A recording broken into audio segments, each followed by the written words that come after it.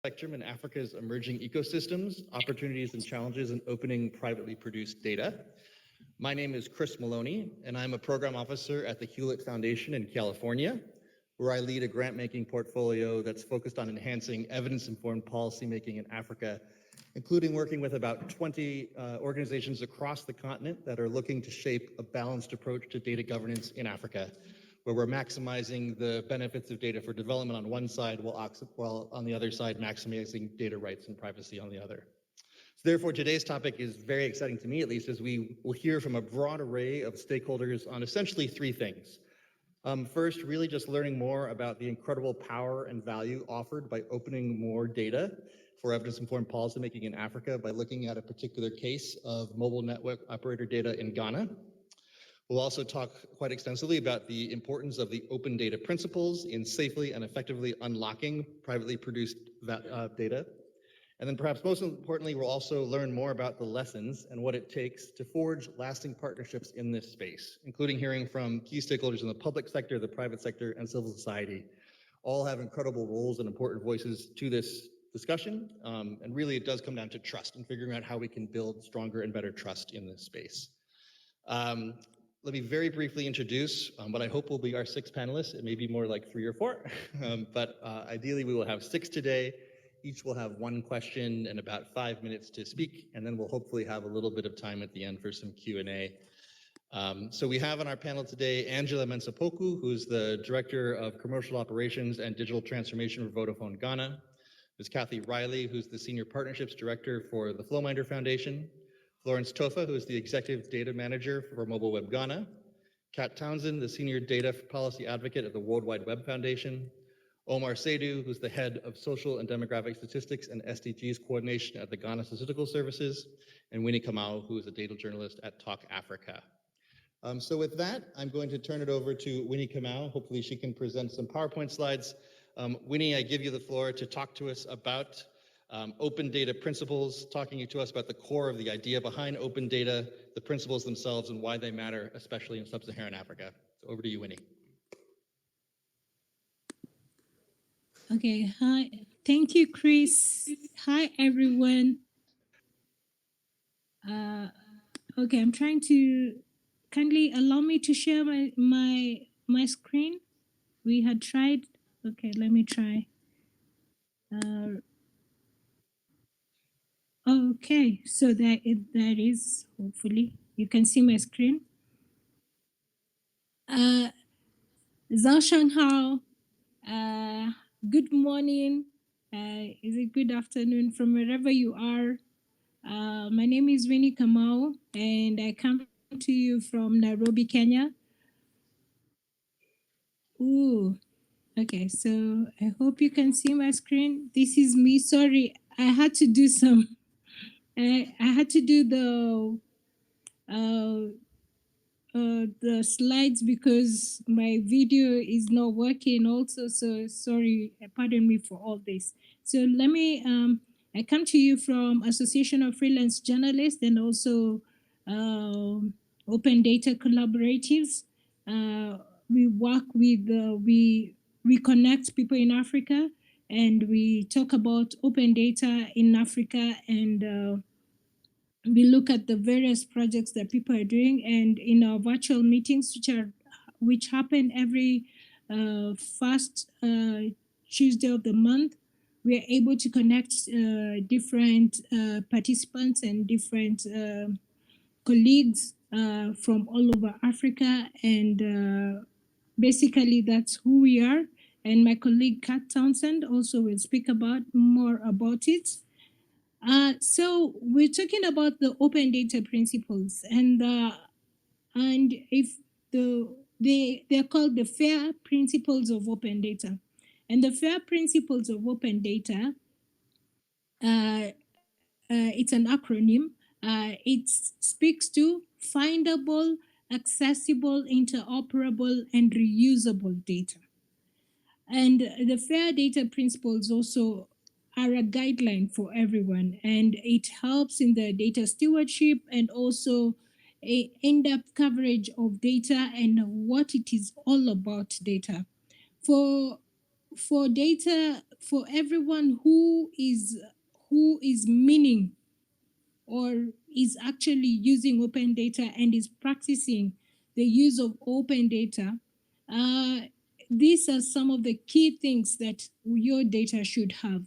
That is, it should be findable, it should be accessible, it should be interoperable, and it should be reusable.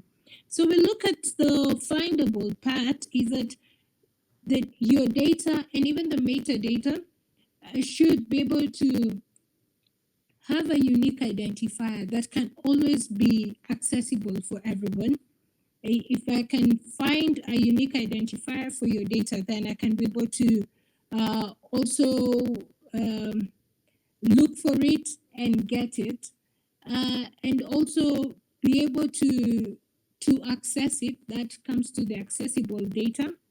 Um, if you if I can be able to retrieve your data, if I see your data set, what are we looking at? There's the standardized communications protocol that we need to look at.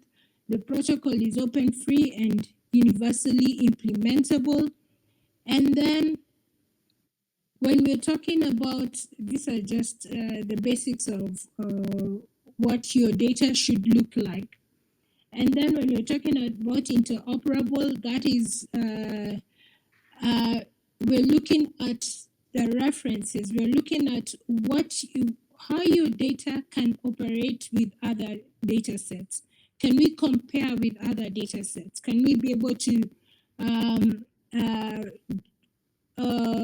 can it be applicable to other data sets that we have?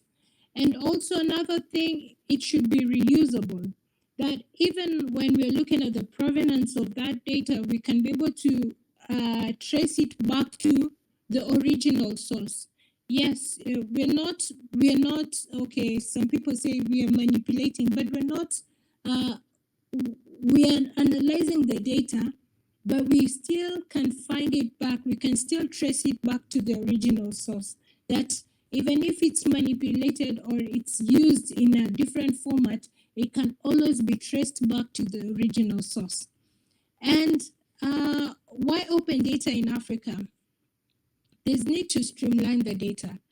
Data in Africa, why we advocate for open data in Africa, it's because most of the data is closed data. And when we're talking about closed data, this is data that is not even in usable formats. Recently, I was looking at one of the portal. It's a public portal in my country, in Kenya, and it's an open contracting portal. And when you're going to download, they say it's open data. But when you're going to download the data, it does not give you the options that can be used by you as just a layman who is not tech savvy. So there's JSON files. JSON files are not user friendly. They do not fall under the fair principles of open data. PDF files also are not user friendly. They do not fall under the fair principles of open data. Those are the formats that we are looking at. If you give us CSV or XLS formats, those are open, as in they fall under the principles of open data. And we'll look at the data that we are looking at also, is it disaggregated data? Can we be able to say how many men, how many women participated in a particular survey? How many children, how many young people participated in that particular survey? So can that data speak to some of those crucial details that we need? And the provenance, can we be able to get the original source of this data? Can we be able to trace it back to your organization, you who was able to collect that data? And if we trace it back to you, can we be able to ask you questions? So these are some of the pertinent issues that we're looking at in open data. And why it matters in Africa, it's because most of the data has always, we're coming from a situation where most of the governments, I believe, we didn't digitize our data. We had it in files, in folders, and it's only in paper. But now many governments, especially in Africa and especially in my country, Kenya, we're trying to digitize that data. And in the process of digitizing, how are we digitizing it? We're not keying in the numbers, but we are photocopying and putting them in PDF formats. It's a good progress because we're coming from paper to digital files, but they are PDF. But how best can we engage with that data so that we move it away from PDF formats and take it to Excel formats? Those are some of the things that we'll be looking at, and we are trying to push for the data set in Africa. I don't know if my time is up.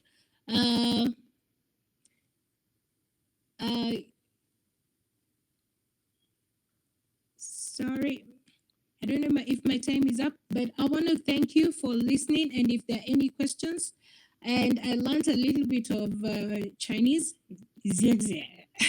Thank you very much. That's me. Thank you so much, Winnie. We really appreciate that.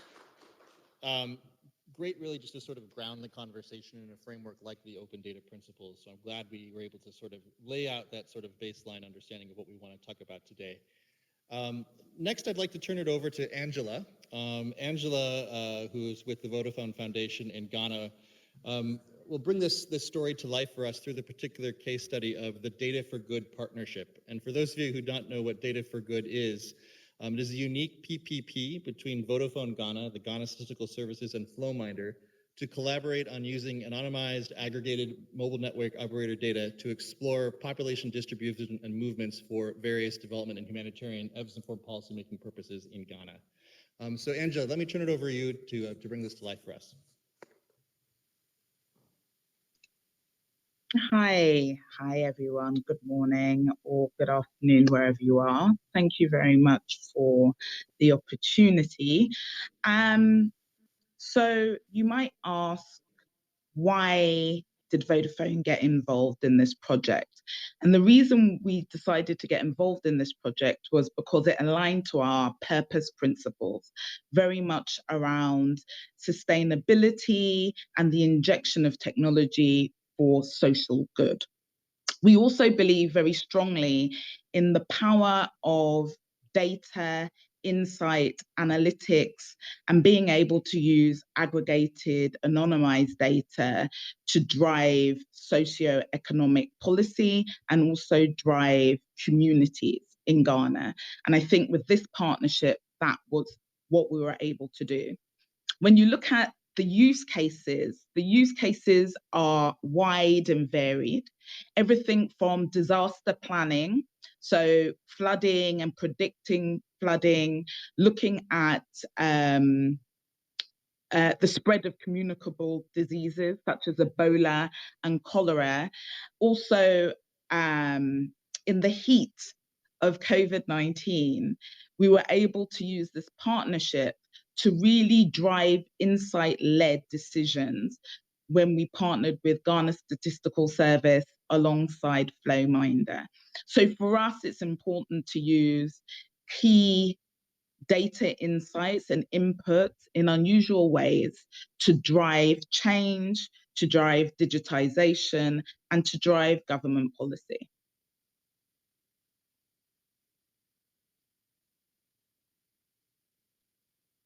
Chris, would you like me to carry on? There are a few other things that we also wanted to touch on, is that I'm sure Omar from Ghana Statistical Service will mention this, but we also use the data in Ghana to predict the movement of people during the 2021 census. So this just shows the many varied ways, life-saving to quality of life measures that you can use aggregated anonymized data for. And I think that the partnership that we found has worked well and has enabled us to do it. When we look at the bigger picture, so why would I encourage private entities to be part of a collaboration like this, it's really simple. One is the partnership that you can get with your local governments. We saw that by partnering with Ghana Statistical Service, we were able to drive policy and insight. I think it's very easy to drive sentiment, but this was actually driven by data, stats, and insights. So that's really important. So you can empower your governments by providing data that they ordinarily wouldn't see. The second one is building the ecosystem. So by having the Hewlett team on board, having Flowminder on board, we were able to create a small ecosystem.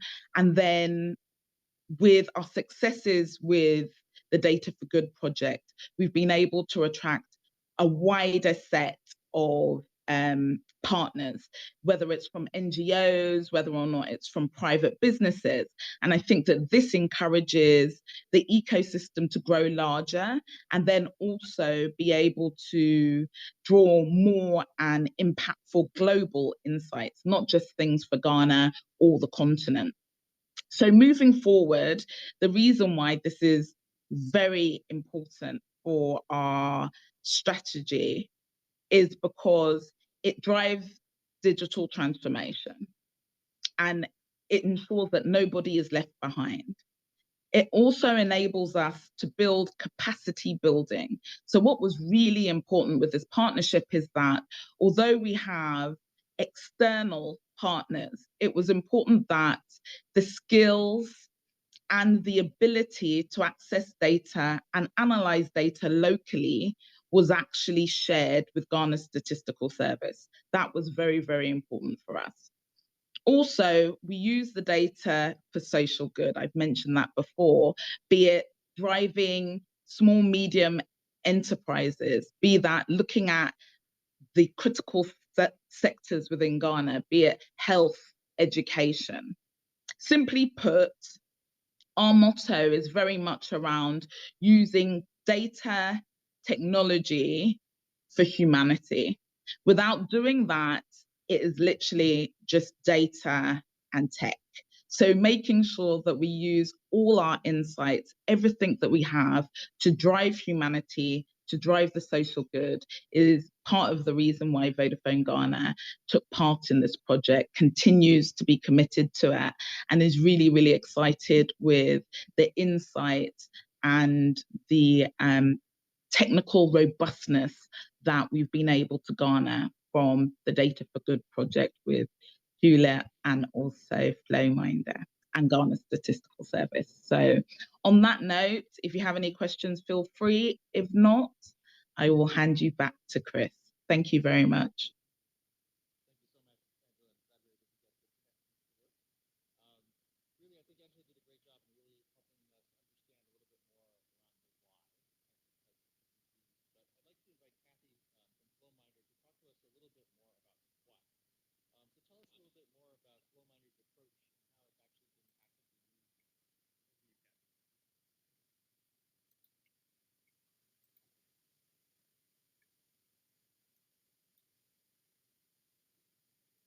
Good afternoon, good morning, everybody. I am trying to enable my camera as well and having a difficulty. There we go. Hi. Great. So in terms of the approach that we've taken on the Data for Good partnership and what it is we've tried to achieve, I think it's important to draw on what Angela was saying about technology as part of the solution. So Flowminder has developed and made open source software that we call FlowKit. That's a collection of tools that enable the extraction, transformation, and ingestion of call detail records data, the data we're talking about here that has enabled us to understand movements of populations in Ghana. And balancing the importance of having data open, but also protecting data privacy, one of the ways we've been able to do that is look at things like pseudonymization of the data sets that we're looking at, so we don't have information about the specific subscribers, and then we're aggregating that data using the technology that I mentioned taking in the information, processing it, aggregating it so you're protecting individual privacy, but you're still getting the information that you want to extract out of the data, and making that available. There are also a number of other techniques and strategies, for example, setting thresholds, where there need to be a specific number of people or more in a data set or data point if you're going to be publishing information around that.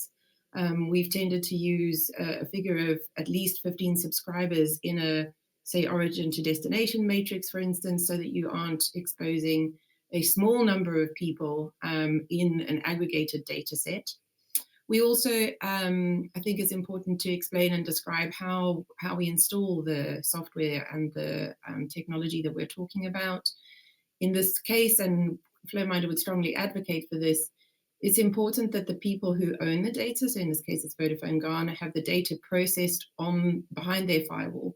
So we have on site in their data center servers that are running, collecting and processing this data without the data itself leaving the premises of the mobile network operator.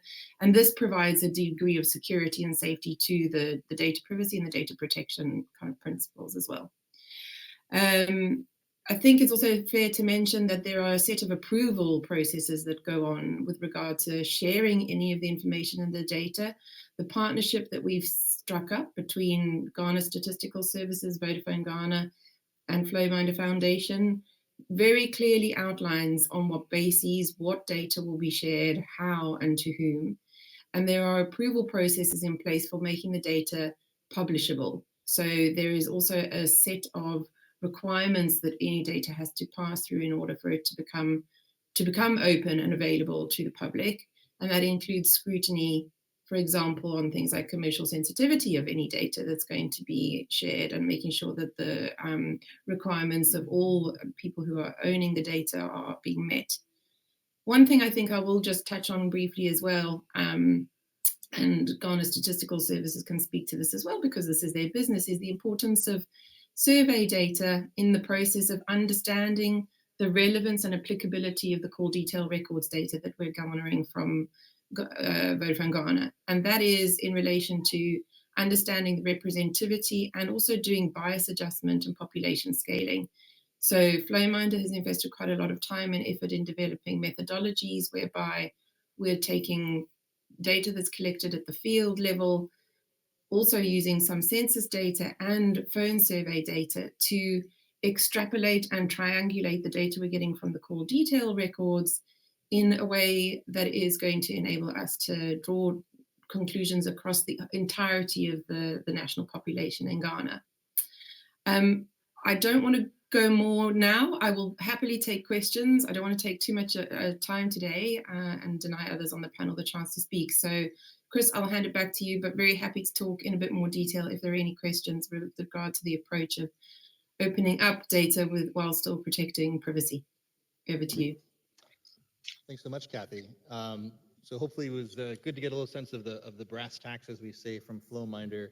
Great to have that baseline from Winnie on what the open data principles are, and then of course hearing from Angela on the private sector side. But I'd like to turn it over now to Omar, assuming his audio works, to give us the government public sector perspective here. And Omar, if you might be able to talk to us a little bit about the role of national statistical offices in opening data access and applying the open data principles. How have you thought about it in the case of Ghana? How did you make it work, and what do you think is the general value and use of this? So over to you, Omar. Thank you very much, Chris, and thank you all for being here.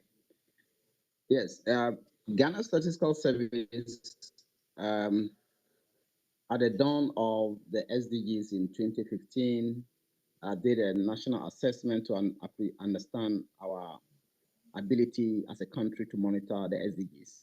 And this led us to the data roadmap, which gave us a priority of filling critical data gaps, because with the understanding that there are a lot of data, the SDGs indicators that we cannot monitor with our traditional data system. And so at the same time, we began working on our legal mandate to give us a wider mandate to explore the use of non-traditional data. And so, with the Statistical Service Law passed in 2019, giving us that mandate, means that GSS is in a position to leverage non-traditional data sources. And this is basically because we realize with the SDGs, many of the data points that we have are 5 years apart. In many cases, we can monitor a particular indicator only every 5 years, which means that we may lose the opportunity of changing direction if some indicators are not working right. Secondly, we are unable to disaggregate data to the lowest level where decision making is mostly made. So, with this in mind, we began to look at what other sources of data could provide us that kind of opportunity to monitor many of these national and international frameworks. And the CDR became one of the important pathways that we identified. And working with the partners, we started unlocking that. But we needed to ensure that we get a total buy-in from government. And so we started a journey with the Data Protection Commission because Ghana was fortunate to be one of the countries that had a data protection law in place. And so right from the onset, we engaged with the Data Protection Commission and we tried to understand all the issues that may be of need to ensure that we do not infringe on the law. And so we got a clearance from the Data Protection Commission. And the next stage was to engage directly with government, political leadership, for them to understand and appreciate the utility of this data when we tap it. And so we had engagement with high-level government, and I recall the then Attorney General wanted to get clarity on how we could use this without necessarily infringing on the rights of individuals. And when these explanations were provided and the framework was given, we got a clearance.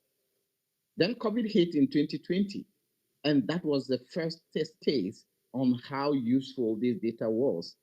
Because for the first time in the history of the National Statistical Office, we were able to produce metrics to support government non-pharmaceutical interventions within 3 days of the lockdown of parts of Ghana. And so that became one of the flagship use cases of this intervention. And the interest grew in country and externally on the use of the CDR. And the GSS now is moving into institutionalizing the use of CDRs by ensuring that we are able to integrate this into the National Disaster Management Organization's operations, where dynamic population estimates are provided to the National Disaster Management Organization to the extent that if there is disaster in any part of the country at any point in time, our static population estimate will usually give you an indication of the number of persons there. However, the CDR will help us understand at 2 p.m. in the afternoon what is most likely to be the number of persons in that location as against 6 p.m. in the evening. And that way they can actually dispatch logistics more efficiently. Similarly, use cases are being developed with the Ghana Health Service because for the immunizations that are conducted every now and then, they need to have a clear understanding of the movement of population to different areas so that they can efficiently manage the logistics in this regard. So the CDR has come to be one of the key data that the National Statistical Office in Ghana is leveraging. And as we speak now, we are working towards leveraging this to produce poverty estimates at the lowest level. In Ghana, currently, we are unable to produce poverty estimates at the district level, where decision making is done.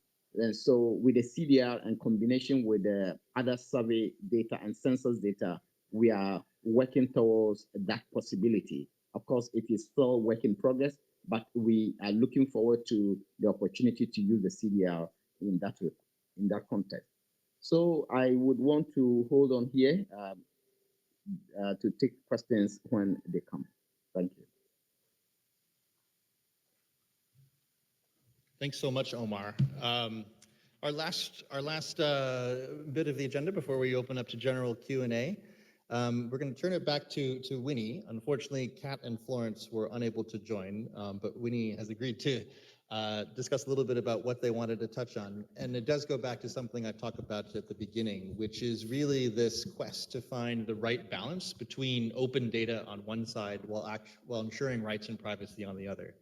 So Winnie, I was wondering if you could talk to us a little bit about from your perspective, how we think about the open data principles within this question about stronger data rights and privacy. How do we reconcile the two? How do we ensure that the two sides are speaking, to each other in a good way?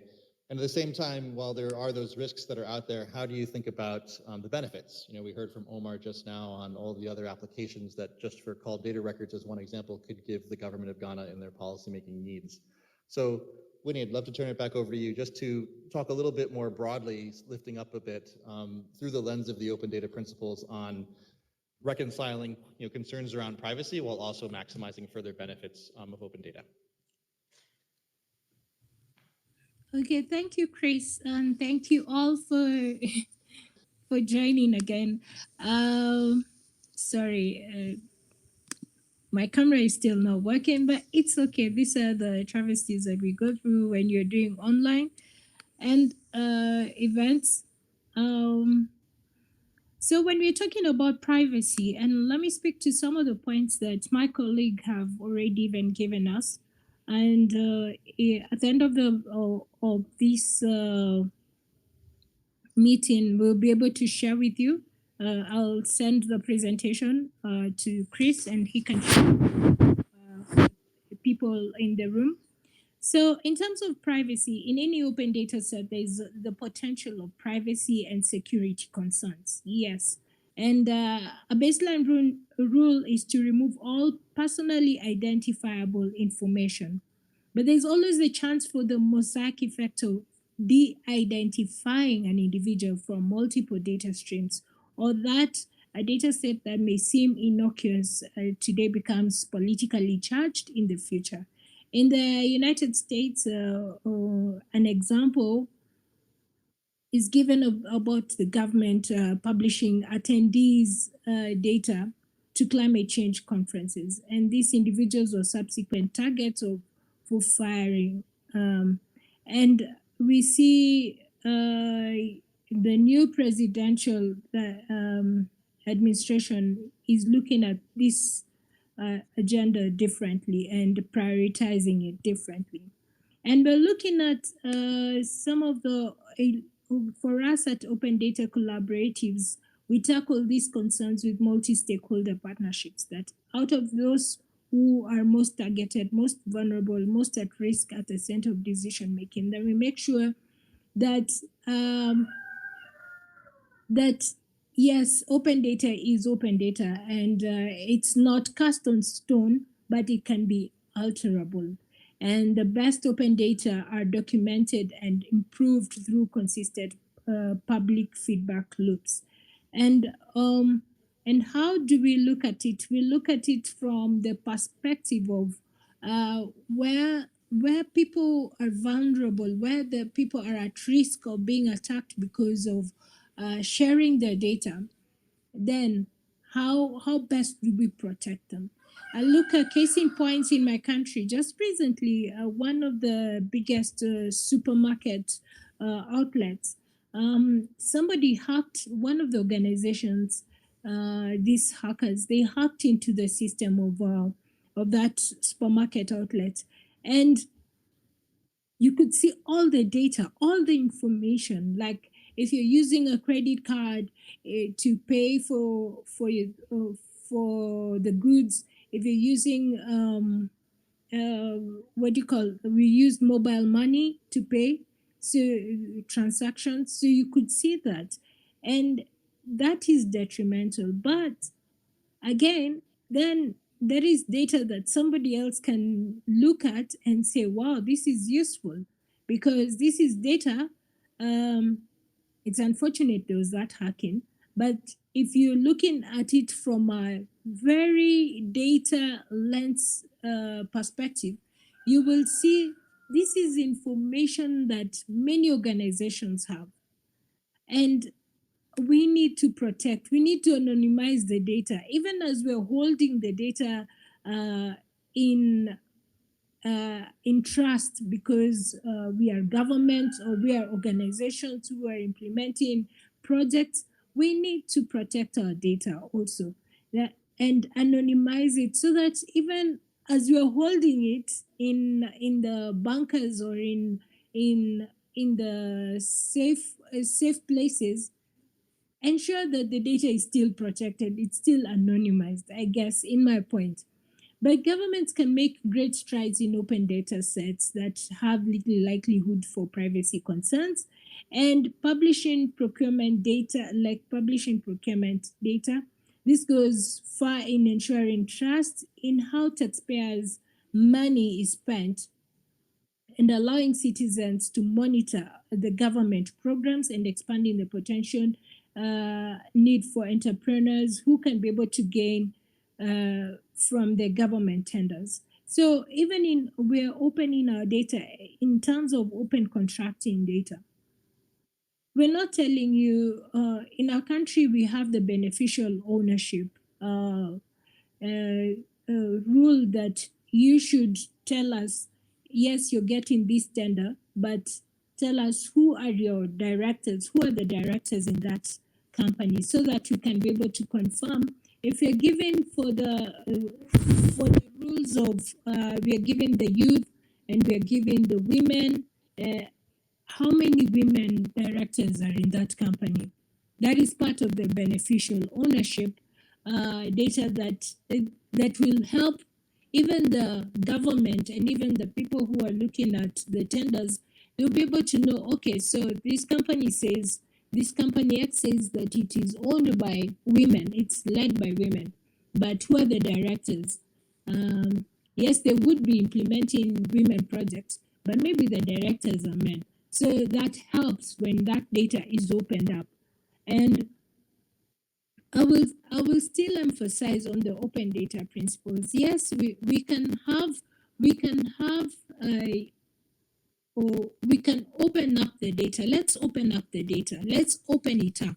But also, even in the spirit of privacy and in the spirit of open data, let's also ensure that so that we don't put everyone in harm's way, we can anonymize the data. We can make sure that the privacy aspect of that data is guarded jealously. So that's a thing that I would talk about, Chris. Thank you. Great, thank you so much, Winnie. So in the remaining 10 minutes or so that we have left, we'd like to open it up for any Q&A questions and that folks might have. Hopefully, sort of stepping back, we've been able to, tee up an interesting conversation from sort of the highest level and talking about what we mean by open data and the open data principles down to the specific case study of the Data for Good partnership in Ghana. We have, of course, Winnie speaking to us from the civil society side. We have Angela from the private sector side, Kathy from the provider side with Flowminder, and then Omar, of course, from the public sector side from the government of Ghana. So with our small but mighty audience here in Hangzhou, would like to invite any questions from the audience for any of our panelists.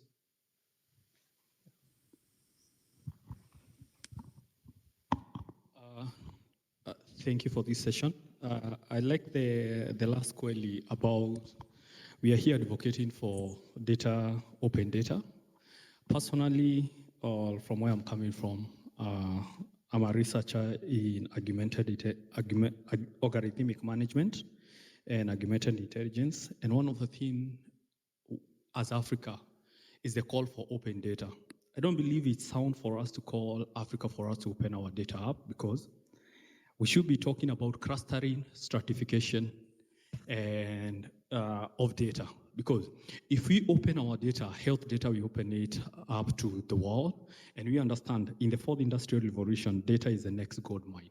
So if we open the African data to all these corporations, what happens? The next thing is we don't have African databases. USA the other day, they called TikTok CEO to come and highlight some of the issue about the data concerns.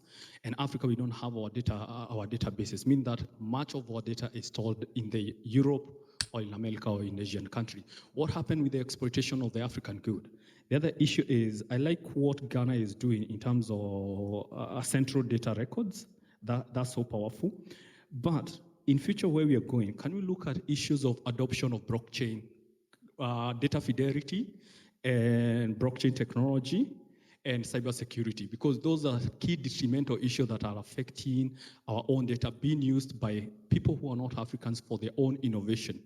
As far as we do need this innovation, like ChatGPT, for instance, has bias when it comes to the articulation of the African narrative, African bias, African language, because of what we are calling about openness of data. Then my last question would be, we're in the era of AI, machine learning, neural networks, graphical neural networks, and all that. And for these machines to advance, the AI to advance, we need base data. And this data may come from Africa. And all the speaker here, in Ghana, for instance, the person speaking on behalf of Ghana works for Vodafore company. These are foreign-owned company. Means that at the end of the day, all the interest and the benefits and the advancement of Ghanaian data will be used for the benefit of Vodafone, the shareholders who are Western. Where do governments come in to rein in this so that any data as far as advancement of AI is concerned is for the benefits of the Africa? The last one would be, do we have, among the 54 countries in Africa, do we have better data governance structures and policy? And are they implementable? Like in Ghana, they have those policies. Are they being implemented? All Africans who are being taken to the grill, roasted day in for the benefit of somebody else. Thank you. Before you, just can you introduce yourself? My name is Gerard Njuguna, a PhD student in Darian University here in China. Thanks for that. That was a very rich set of questions. So maybe just to sort of break it down into its parts, at least from what I was hearing. But Omar or Winnie or Angela in particular, I was hearing themes around, sort of essentially the balance between data that is African in origin, but is basically to the benefit of multinationals on one side, and the role of government and the role of private sector in that conversation. I heard some themes around sort of the next frontier, whether that's AI, blockchain, other pieces. How can we ensure the maximization of those to benefit in Africa from a D4D standpoint? I'm sure you all heard the questions online, but yeah, let me just throw that open to whoever might like to jump in first. It's very awkward doing this virtually, by the way.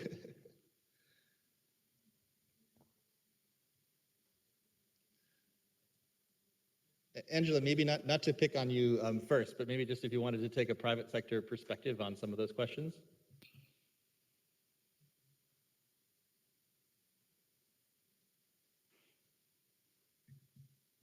We still have Angela? Or Omar, perhaps if you wanted to offer something from the government of Ghana standpoint. Yeah, so thank you, Chris. And let me just use this typical example. When COVID hit Ghana, there was a classical example of how this unfolded. In the panic of identifying individual who come into the country and being able to trace them, government and specifically the Minister for Communication understood that GSS working with Vodafone had access to CDR, that is telecommunications data. So the thinking was that that could be used for contact tracing. And so I was reached out to and summoned into a meeting. Then we made the government understand that these are not data that can be used for that purpose because these data are only aggregated. And from the initial governance structure, we are expected to protect the identity of individuals to the extent that these data cannot be used for that. And so once all these were already in place, the government respected that, the government accepted that, and the government went ahead to say, okay, you just do whatever analysis you can do and make that available to us, and which that is where we of course did the mobility analysis and all that.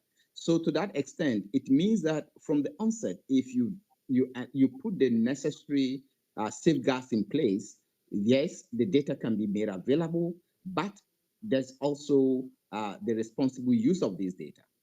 The second thing is with the CDR, for instance, we began to get requests externally from outside Ghana on the use of the CDR. But in the framework, the data was not supposed to be made available to any entity outside Ghana. So the steering committee made up of all the partners engaged and agreed, and we agreed on a framework that will guide how we make data available to entities in Ghana or outside Ghana, and how they have to work collaboratively with entities within the country to ensure that whatever uses they want to put the data to benefit the people of Ghana. So I think the bottom line is ensuring from the onset that you fully understand what you're working on and you put in the necessary safeguards at the right time. Thank you, Chris. Thanks for that. And one thing maybe just that I would add is, I'm sorry? Great. One thing also I wanted to add as well is, as many as you know, this week is also the Transform Africa Summit in Victoria Falls, which is Smart Africa's flagship event. And Hewlett right now is supporting two things through Smart Africa and DataSphere Initiative, which I think hits on many of the points you talked about, which is there is so much happening right now, and it's all new, and it's very overwhelming, and it's very complicated. And I think one of the things that's important is finding forums where there can be safe spaces for policymakers, CSOs, and other stakeholders to come together and frankly share and talk to figure out what is the right African response to a particular issue. And so this week at Transform Africa, as we speak, they're going to be launching through Smart Africa in partnership with UNECA and the Digital Impact Alliance, something called the African Data Leadership Initiative, or ADLI, which did exist about 2 years ago. It went moribund, but they're going to bring it back now. And that will be bringing together about 15 countries, mid to senior level data policymakers to have a Chatham House space to engage with African think tanks, African universities, and some of the other global players on a number of these topics, AI, blockchain, and others, as they're shaping and responding, frankly, to things like the AU Data Policy Framework that came out in July of next year, pulling that down to the national level. We have the grantees working on that, even pulling it down to the county and city level in Uganda and Kenya as an example. So just an interesting space that's right out there. Another one also is DataSphere announced at IGF and Addis back in November, a sandboxes for cross-border data flows in Africa initiative, which is looking right now for 5 African governments to build sandboxes from a regulatory and operational standpoint. So look, in the context of AFCFTA, ways to, again, look at some of these cross-border data issues that you were hitting on. So, I don't think we have the answers so much as the need for Fora to bring possible answers and solutions and banging heads together to get there. So I just wanted to point those two out as well. I think we have a chance for maybe one more question before we need to cede the room. We just wanted. Okay. Oh, sorry. Yeah, Winnie, please come in. Sorry, I just wanted to say also to mention that I guess to what Njuguna was talking about, we as Africans, we should come out of lamentation and be proactive in that when we're doing the research or when we're partnering with different organizations, let's look out for our own people, like what Omar just talked about. Let's look out for our own people. And when we're making these decisions and when we're entering in these partnerships, if we don't look out for ourselves, no one will look out for us because the organizations, they have their own interests. So they will look out for their own interests. But if we go in as government or civil society in the countries that we are doing the research, we should go with our own priorities in mind. Thanks for that. Chris? All right, one last. Yes. I'm so sorry, I couldn't get myself off mute, but just a quick one. I want to just reiterate that private sector is not the enemy. So we were one of the founding members of Data for Good. And as Omar said, we believe in national data sovereignty. And so therefore we were very, very clear when we started the partnership about how the data was going to be used. It actually isn't used for shareholders. It is actually used locally and for what the purpose was set out. And the second thing, as Omar mentioned, is that we painstakingly went through with the steering committee how the data was going to be used. So the data, even if we partner with a third party that's outside of Ghana or even on the continent, the benefit has to sit in the continent and in Ghana. So I think that it's very, very important to start with the end in mind and be very, very clear about why you're setting out on this journey, because the great thing about what the Data for Good project was able to do is it brought in all stakeholders, whether it's government, whether it's private sector, whether or not it was third-party analytics, and working together, we were able to see the end goal for the continent and also for Ghana. Yeah, you might hear the accent, but I'm Ghanaian born and bred. So therefore, national data sovereignty is very, very important. And it was not used, the shareholder conversation, I know it always comes up that we're using the data for nefarious means, but that definitely wasn't the case. We have too many stakeholders holding private sector accountable to be able to do that. And also, Vodafone Ghana is an ethical organization that doesn't use the data for anything other than what it's supposed to be for. Thank you, Dan. Thank you for the candid response, Angela. All right, one last question. Hi, Mark Peterson. First of all, thank you to the panelists and to Chris for this really interesting perspectives here. There's always this tension between opening data and getting the benefits from that openness and closing it, meaning to protect the people from which that data is collected.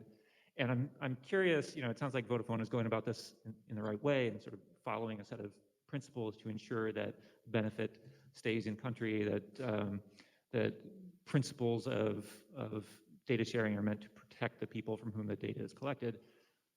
I'm curious about sort of the relative importance of each of these stakeholders signing on to, a set of principles, whether it's, the private sector, the data holder, the data user, who might be an academic institution or a development institution, and then government. And I'm thinking back that one of the somewhat shocking things I heard from another MNO when it came to using data was, hey, we can't test out this idea in Europe because of GDPR, we'll just do it in Africa. And so, absolutely not something that people would be comfortable with, right? And shouldn't be comfortable with.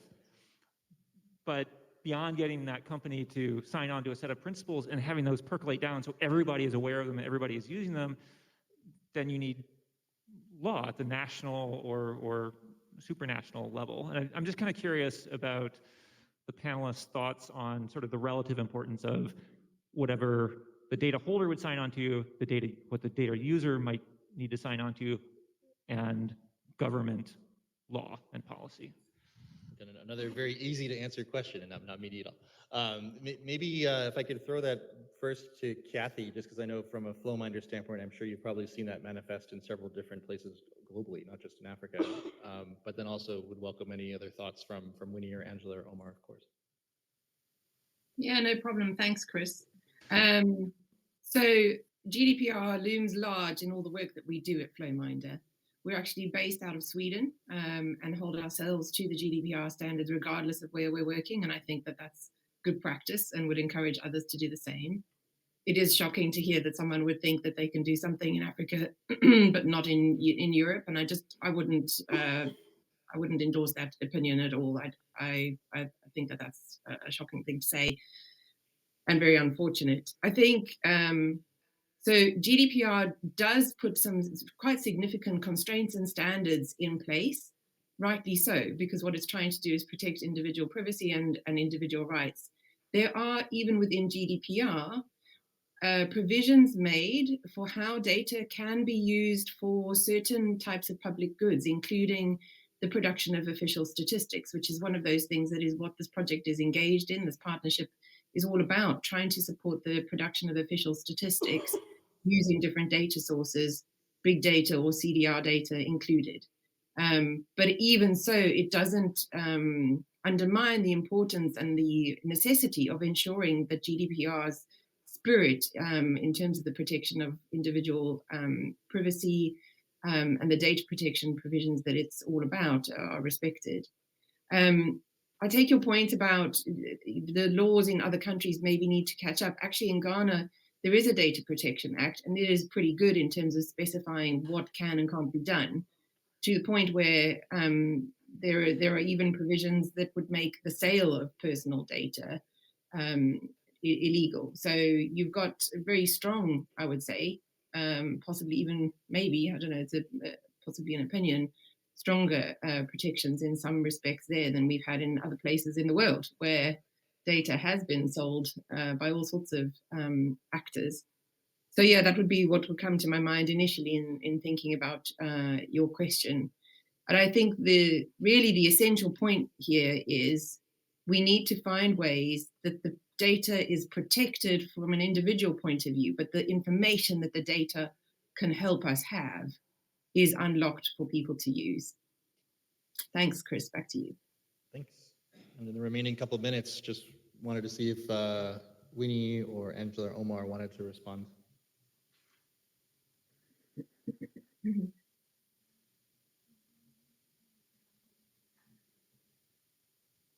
Okay, well, if not, we are at the bottom of the hour, and I know we have the next session getting prepared. But first of all, I just want to thank everyone who joined here in person in Hangzhou, everyone who joined online as well. We apologize for some of the technical hiccups at the beginning, inevitable in this day and age.